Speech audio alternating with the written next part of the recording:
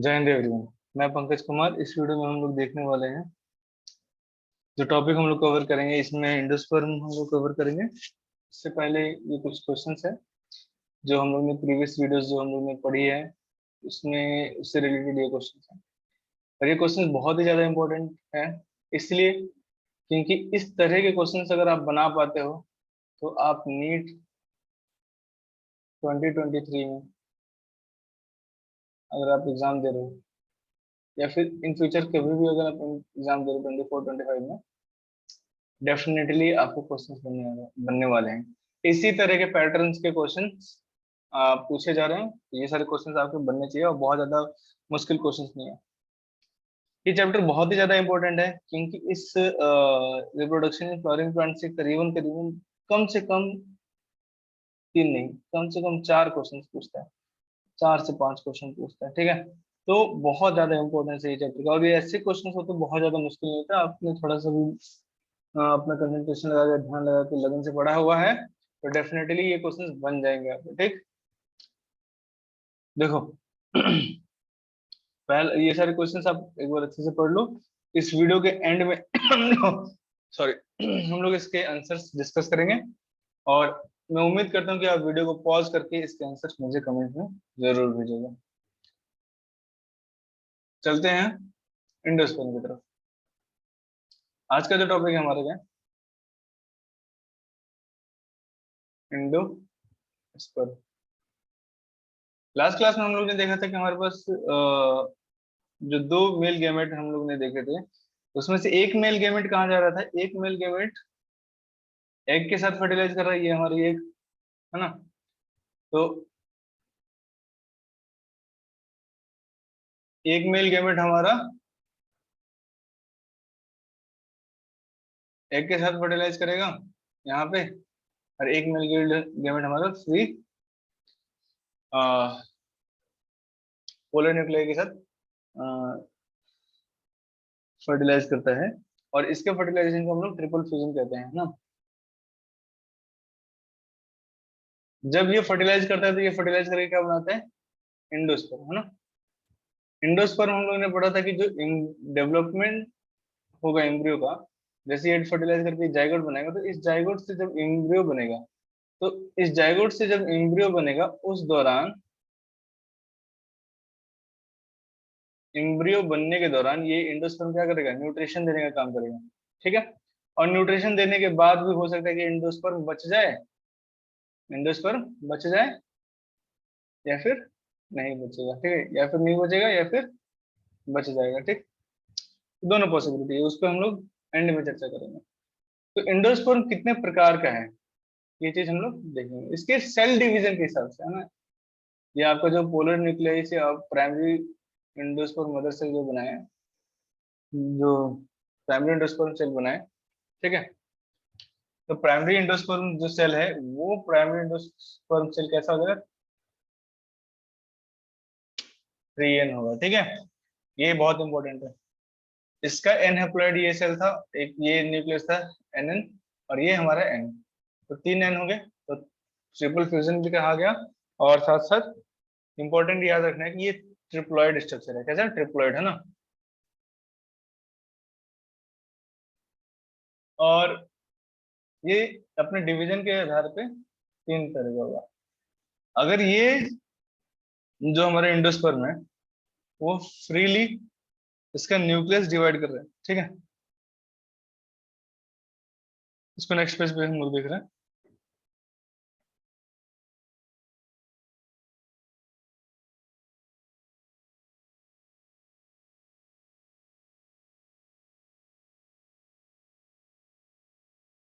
ये 3n structure है हमारा, और अब इसका डिवीजन हम लोग देखेंगे, ठीक।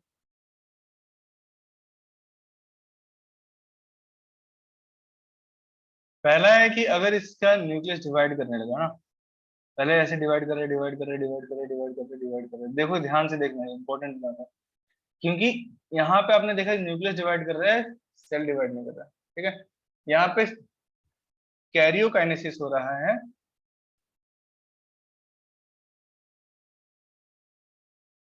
कैरियोकाइनेसिस हो रहा है, बट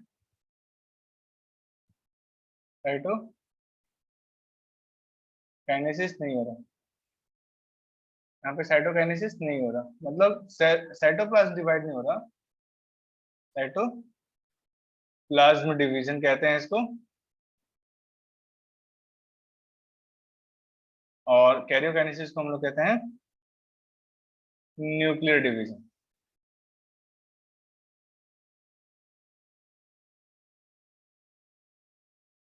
न्यूक्लियर डिवीजन कहते हैं, ठीक है। तो यहाँ पे न्यूक्लियर डिवीजन हो रहा है, ठीक है, कैरियोकाइनेसिस हो रहा है, साइटोकाइनेसिस नहीं हो रहा। अब इसके बीच में क्या हो जाएगा, इसके बीच में आप बना दोगे वैक्यूल।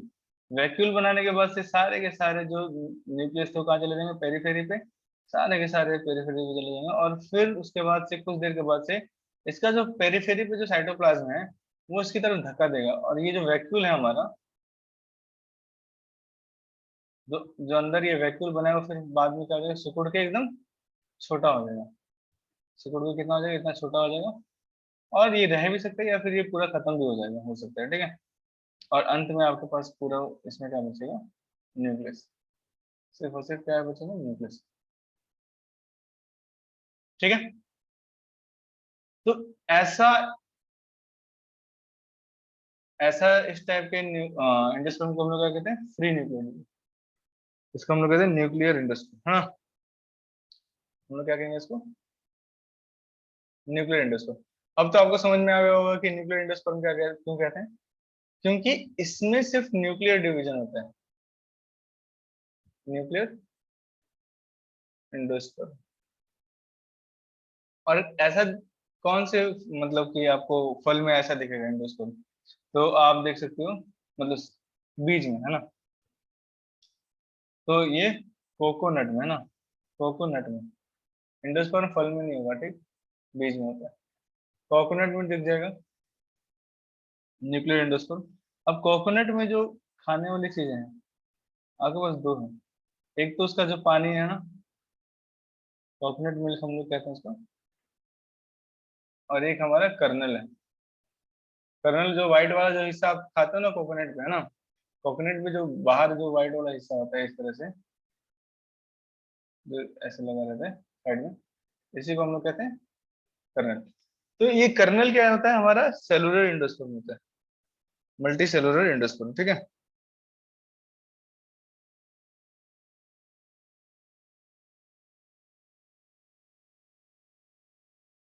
और मिल्क वाला जो होता है हमारा क्या होता है, वो न्यूक्लियर एंडोस्पर्म होता है। ये आप ध्यान में डाल देना, ये पूछा गया क्वेश्चन है तो आपको याद रखना, न्यूक्लियर एंडोस्पर्म होता है मिल्क, जो पानी होता है नारियल का। इसके अलावा हो सकता है कि ये जो एंडोस्पर्म में जो यहाँ पे न्यूक्लियस है वो फाइनली मल्टीसेलुलर टिश्यू बना दे बाद में, एंड पे, है ना। तो ऐसा एग्जांपल आपको राइस में दिख सकता है, मेज में दिख सकता है, वीट में दिख सकते हैं। तो इन सब में क्या होता है कि शुरुआत में तो वो इसी तरह से फ्री न्यूक्लियर ऐसे डिवाइड करता गया, डिवाइड करता गया, डिवाइड करता गया, है ना। एंड में जाके वो क्या बना लिया, एंड में जाके वो मल्टी सेलुलर स्ट्रक्चर बना दिया, ठीक है, वो सेलुलर टिश्यू बना दिया,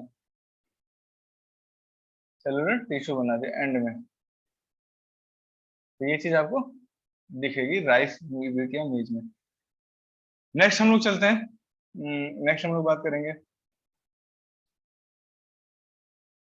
सेलुलर एंडोस्पर्म, हाँ। सेलुलर एंडोस्पर्म बहुत इजी है, क्यों इजी है, क्योंकि इसमें जैसे जैसे प्राइमरी एंडोस्पर्म जो सेल है, ये प्राइमरी एंडोस्पर्म सेल है मान लो, है ना, और ये अंदर वाला जो होगा वो जब डिवाइड करेगा तो डायरेक्टली डिवाइड करके फिर दो सेल बन जाएंगे।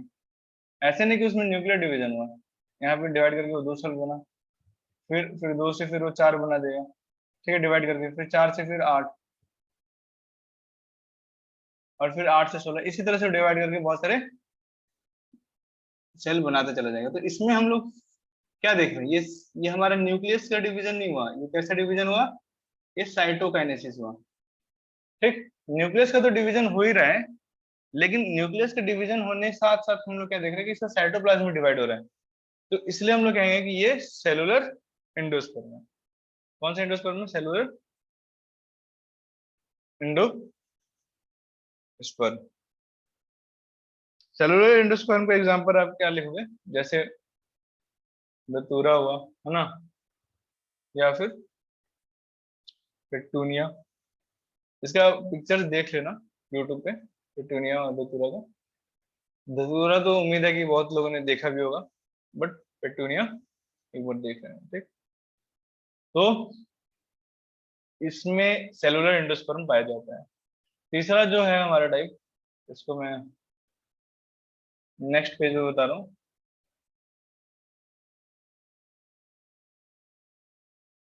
तीसरा जो है वो हेलोबियल टाइप है ना।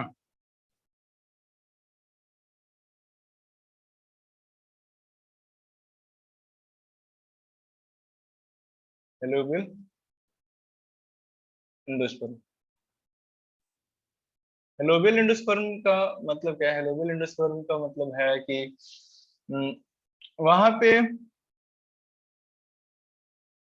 जो हमारे पास एंडोस्पर्म है ना, वो डिवाइड तो करेगा।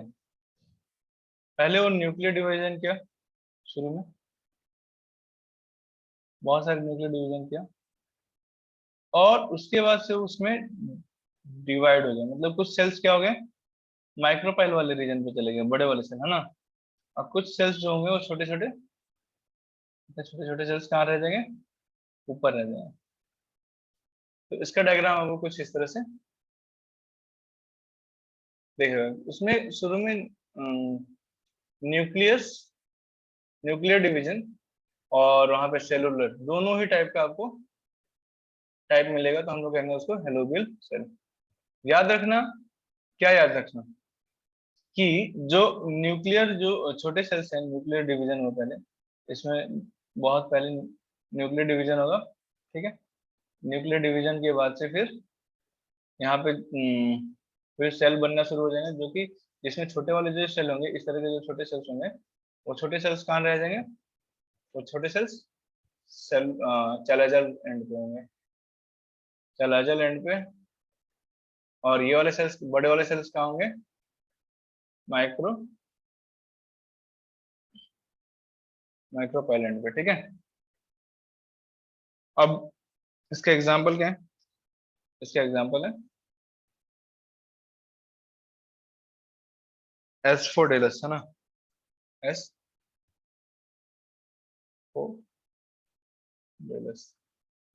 एस्फोडेलस इसका एग्जाम्पल है। मैंने शुरुआत में एक बात कही कि अब जो इंडोस्पर्म है, वो इंडोस्पर्म का यूज क्या होगा, एम्ब्रियो डेवलपमेंट में, है ना। इंडोस्पर्म किसमें यूज होगा, बहुत सही जवाब, है ना। इंडोस्पर्म यूज होता है शादी में शरबत बनाने के लिए, नहीं ना। इंडोस्पर्म किस लिए यूज होता है, एम्ब्रियो डेवलपमेंट। कौन सा एम्ब्रियो बेटा, प्लांट के अंदर, हाँ, एम्ब्रियो डेवलपमेंट, समझे। एम्ब्रियो डेवलपमेंट, है ना। देखो, अब यहाँ पे इंडोस्पर्म एम्ब्रियो भी डेवलप हो गया, और हो सकता है कि इसके बावजूद भी इंडोस्पर्म क्या हो जाए, यूज हो जाए, कंप्लीटली यूज, है ना, कंप्लीटली यूज। या फिर हो सकता है क्या, कि रिमेन कर जाए, है ना, रिमेन्स। तो अगर इंडोस्पर्म एम्ब्रियो डेवलपमेंट के बाद सीड के अंदर मौजूद रह गया, थोड़ा सा बच गया, तो हम लोग कहेंगे उसको, क्या कहेंगे हम लोग उसको, एल्बुमिनस सीड कहते हैं ना, एल्ब्यूमिनस सीड। एल्बुमिनस सीड मतलब कि इसमें थोड़ा बहुत भाई इंडोस्पर्म बच गया। एग्जाम्पल कौन सा है, कोकोनट। पानी पीते हो ना उसका, सीड बन चुका है, उसके बावजूद भी उसके अंदर पानी रहता है। सीड बन चुका है, उसके बावजूद भी उसके अंदर व्हाइट कर्नल रहता है, व्हाइट वाला जो पार्ट होता है। कोकोनट हो गया, है ना। और कास्टर हो जाएगा, कास्टर सीड्स मतलब जैसे सरसों वगैरह, ये सब जो सीड्स होते हैं उसमें ये रह जाता है ना, इंडोस्पर्म रह जाता है, तो हम लोग एल्बुमिनस कहते हैं। एक होगा नॉन एल्बुमिनस। ये सीड मतलब एल्बुमिनस या नॉन एल्बुमिनस हम लोग किसके आधार पर कह रहे हैं, ये हम लोग इंडोस्पर्म के आधार पर कह रहे हैं, लेकिन किसके लिए कह रहे हैं, तो ये हम लोग सीड के लिए कह रहे हैं, ध्यान रखना। किसके आधार पर कह रहे हैं, ये हम लोग कह रहे हैं कि इंडोस्पर्म मौजूद है कि नहीं है, किसके अंदर मौजूद है ये, फल के अंदर नहीं, नहीं नहीं बिल्कुल नहीं, फल के अंदर नहीं, सीड के अंदर, ठीक है। तो नॉन एल्बुमिनस मतलब कि उसके अंदर एंडोस्पर्म मौजूद होगा कि नहीं, अब ये तो बहुत मुश्किल से सवाल है मेरे प्यारे बच्चे, तो आप लोग बता सकते हो कि नहीं, बता सकते हो, ठीक है। तो ये हमारा नॉन एल्बुमिनस है। नॉन एल्बुमिनस मतलब एंडोस्पर्म क्या हो गया, कंप्लीटली यूज हो गया ना, एंडोस्पर्म कंप्लीटली यूज। एग्जाम्पल कैसा हो जाएगा इसमें, पी हो गया, बीन्स हो गया, है ना, सनफ्लावर हो गया। तो ये सारे एग्जांपल्स बहुत इंपॉर्टेंट है, याद रखना, क्योंकि कुछ एग्जांपल्स में नीट एनसीईआरटी में भी दिए हैं, तो आप लोग उसको पक्का पढ़ेंगे। सवाल ये है कि ये सारे जो एग्जांपल्स मैंने बताए, दतुरा, पेटूनिया, पेटूनिया, एस्फोडिलस, ये सारे एग्जांपल्स बहुत ज्यादा याद जरूरी नहीं है याद रखने के लिए, तो आप याद रखोगे तो अच्छी बात है, नहीं रखोगे तो अच्छी बात नहीं। सवाल ये है कि कैसे पता करेंगे कि कौन से एग्जांपल्स याद रखने हैं। तो बेटा जो भी एग्जांपल्स आपके एनसीईआरटी में दिए हैं ना आपको, वो 100% आपको याद रखना है, ठीक है, 100% ऐसा भी, मतलब वो आपके लिए जरूरी है कि याद रखना। और अगर आप प्रीवियस ईयर क्वेश्चंस देखोगे तो उसमें किस तरह के एग्जांपल्स पूछा है, किस सेक्शन से एग्जांपल्स को लेके क्वेश्चंस बनाए गए हैं, तो वो तो पक्का आपको वो सेक्शन, वो पार्ट, टॉपिक आपको अच्छे से पढ़ना चाहिए और उसके एग्जांपल्स याद रखना। बाकी जो मैं पढ़ाने के दौरान एग्जांपल्स बता रहा हूँ, अगर वो एनसीईआरटी से ज्यादा है तो एक बार उसकी फोटोज एक बार आप गूगल पे भी देख लो, तो आपको दिमाग में ज्यादा दिन तक रहेगी, चीजें ज्यादा समझ में आएगी। चलते हैं अब क्वेश्चंस के बारे में।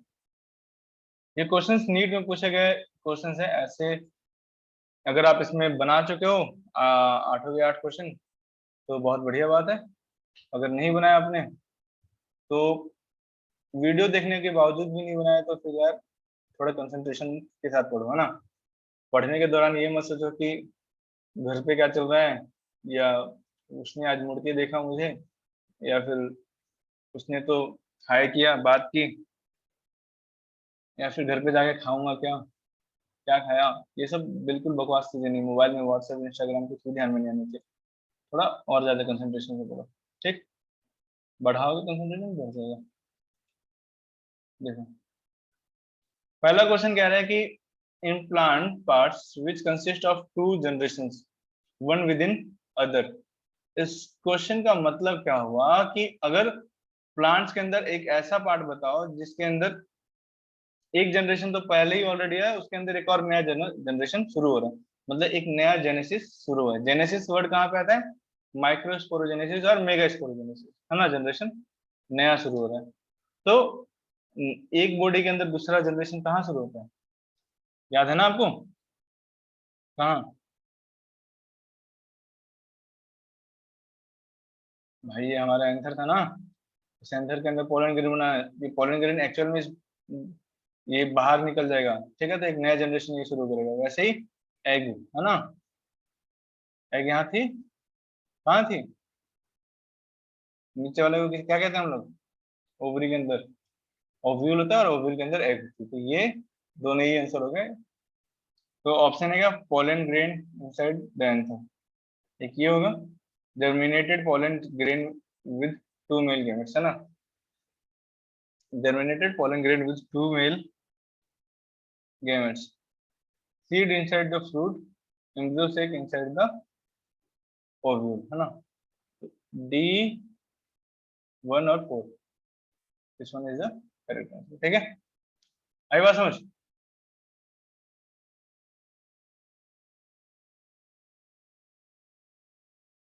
दूसरा क्वेश्चन क्या कह रहा है, दूसरा क्वेश्चन कह रहा है कि in water hyacinth and water lily pollination takes place by, तो वाटर हाइसिंथ और वाटर लिली के अंदर पॉलिनेशन किसके द्वारा होता है, ये एनसीईआरटी का इंपॉर्टेंट लाइन है, ये देखना है आपको उसमें। तो वाटर हाइसिंथ और वाटर लिली के अंदर जो पॉलिनेशन होता है, वाटर हाइसिंथ के अंदर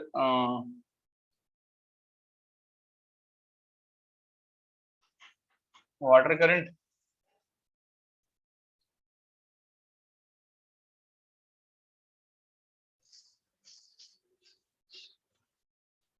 तो इंसेक्ट्स में क्या बोल इंसेक्ट्स में इंसेक्ट्स के द्वारा वाटर हाइसिंथ में और विंड के द्वारा वाटर लिली में ये किया जाता है पॉलिनेशन। तो इसका आंसर क्या हो जाएगा सही? इसका सही आंसर हो जाएगा ए। क्वेश्चन नंबर 2 का सही answer A. Attractant and third number question क्या कर रहा है? Attractant and rewards are required for. Attractants मतलब क्या कि आकर्षक चीजें किसके लिए जरूरत होती है ना? लड़के को पटाने के लिए, लड़कियों को पटाने के लिए? बिल्कुल नहीं रहे। मतलब मोर और लेस थोड़ा बहुत ऐसी चीज है। अगर आप कोई चीज आपको अट्रैक्ट कर रही है, इसका मतलब सिर्फ उसका भी मतलब कुछ हो सकता है ना? पास बुला रही है तो उसका भी कुछ अपना मतलब हो सकता है। ठीक, वो क्या देगी? रिवार्ड देगी। फ्लावर, लड़की के बारे में सोच रहे, क्या देगी? रिवार्ड देगी। अट्रैक्टेंट मतलब कि जो बहुत ज्यादा लाल, नीली, गुलाबी और वॉयलेट, पिंक तो हो गया, ये सब जो कलर्स होते हैं, ये सब क्या करते हैं? आकर्षण करते हैं। ये पेटल्स के है ना, आकर्षण करेंगे। और साथ साथ किसको आकर्षण करेंगे? हम लोगों को, इंसेक्ट्स को। और हवाओं को तो नहीं करेंगे, तो हवाओं हवाओं में तो जान नहीं है। तो इंसेक्ट्स को वो क्या करती हैं? अट्रैक्ट करती हैं एनिमल्स को। ठीक है,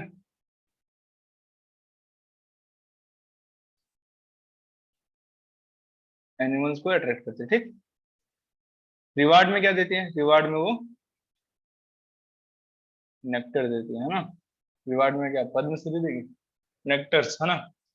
क्या देती है? नेक्टर्स देती है, जिसको जिसके लिए हनी बीज आती है। ठीक है, तो इसका आंसर क्या हो जाएगा? तो नेक्टर लेने कौन आएगा? हवा तो लेने नहीं आएगा, हाइड्रोफिली भी नहीं होगा। एनिमोफिली हवा के लिए होता है, हाइड्रोफिली वाटर के लिए होता है, कैलिस्टोगेमी मतलब क्लोज फ्लावर होता है।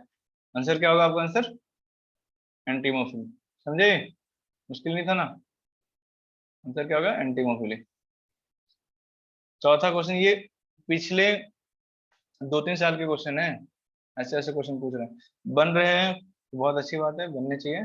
अगर नहीं बन रहे तो फिर एक बार जाके वीडियोस को देखो, किताब पढ़ो और उसको फिर से क्वेश्चंस को बनाओ। ठीक है, और परेशान होने वाली बात नहीं। देखो, जिस नहीं आता वो आ जाएगा। प्रैक्टिस थोड़ा ज्यादा करना पड़ता है, थोड़ा ज्यादा पढ़ना पड़ता है ना? सबके लिए जिससे बनते हैं उसने भी बहुत बार पढ़ा है तभी उससे बन रहे हैं। ठीक, चलो। Function of filiform apparatus is to recognize the suitable pollen at the stigma, stimulate division of generative cell, produce nectar, guide entry of the pollen tube। इसका आंसर क्या होगा? Guide entry of the pollen tube। पांचवा का क्या है? The ovule of an angiosperm is technically equivalent to. Ovule क्या है? Mega sporangium है, मेगा स्पोरोफिल है, मेगा स्पोर मदर सेल है, मेगा स्पोर है। तो क्या है? Mega sporangium. ठीक है, male gametophyte in angiosperm produce. ठीक, मेल गैमेटोफाइट क्या है हमारा? Male gametophyte answer. ठीक, single sperm and two vegetative, sorry answer pollen grain.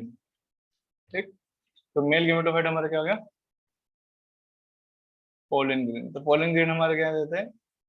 Single sperm and two vegetative cell, 3 sperm, 2 sperm and a vegetative cell, single sperm and vegetative cell. तो इसका सही answer क्या होगा? 2 sperm and a vegetative cell. देखो, कभी भी आप exam में जब क्वेश्चंस बनाते हो ना, तो आप उसमें देख लिया करो, अंडरलाइन कर लिया करो क्वेश्चंस में, जैसे इंपॉर्टेंट चीजें है ना।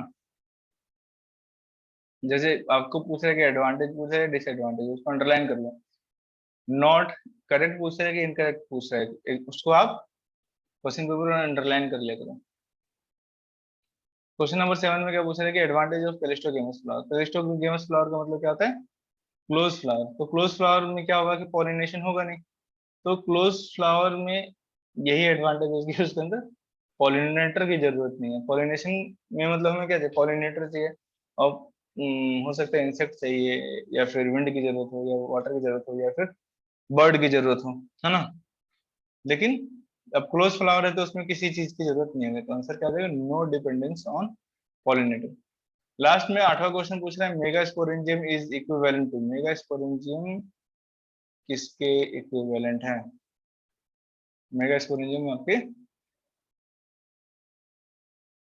ओव्यूल के इक्विवेलेंट, ठीक है। होप सो कि यहाँ तक सारी बातें क्लियर होगी, अगर कोई डाउट है तो आप पूछ सकते हो। और मिलेंगे फिर नेक्स्ट वीडियो में। Thanks for watching.